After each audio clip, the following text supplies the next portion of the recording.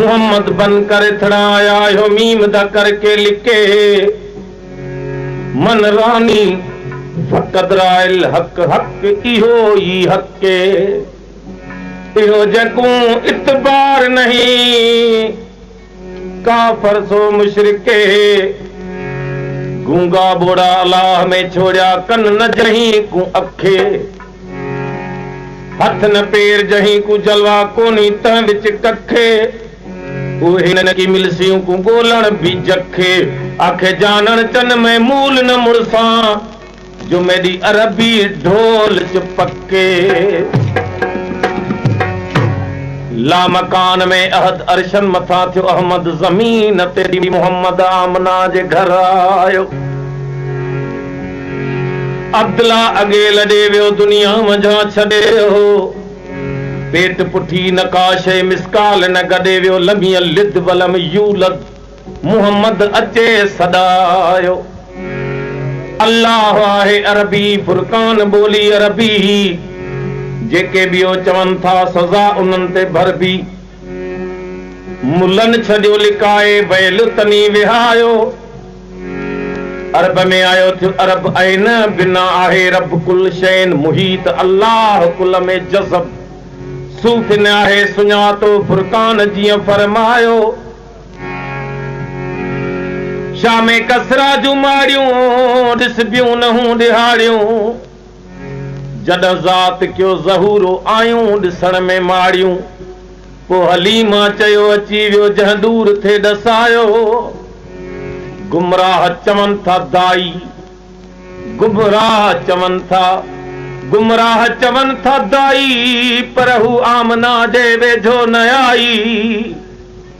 नाहे जणियो जणायो पो कीअं थी हलीमा दाई आमना कसम खणे पई अरशन हुआ आयो 63 साल हितड़े ज़मीन ते गुज़ारियऊं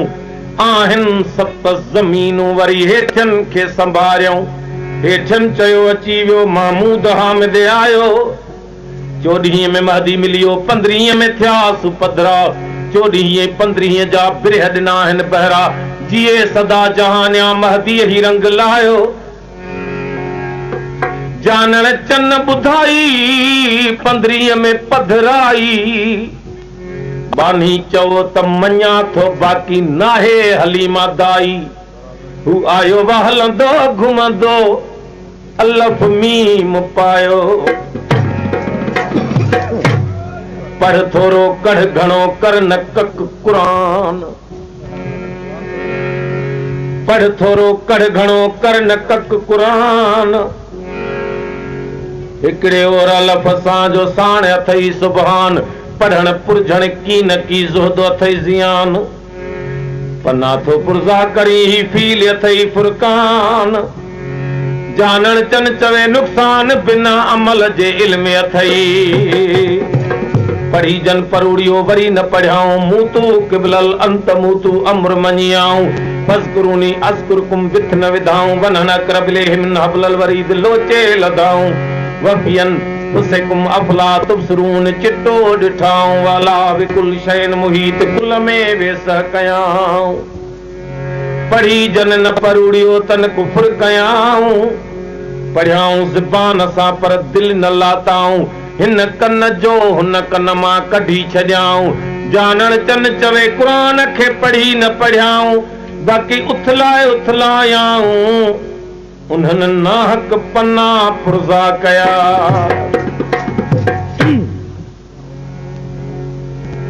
मां न हुजां शल मूं न हुजे फ़कीर शहनशाह मां मूं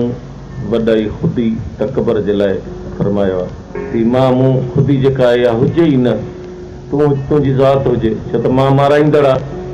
मां न हुजां शल मूं न हुजे तूं हुज हादी तूं ला इलाहा इल्लल्लाह ला इलाहा इल्लल्लाह ला इलाहा इल्लल्लाह ला इलाहा इल्लल्लाह ला इलाहा इल्लल्लाह ला इलाहा इल्लल्लाह ला इलाहा इल्लल्लाह ला इलाहा इल्लल्लाह ला इलाहा इल्लल्लाह ला इलाहा इल्लल्लाह लायला लल्ला लायला लल्ला लायला लल्ला लायला मान हुजा शलमू न हुजे तू जहादी तू मान हुजा शलमू न हुजे तू जहादी तू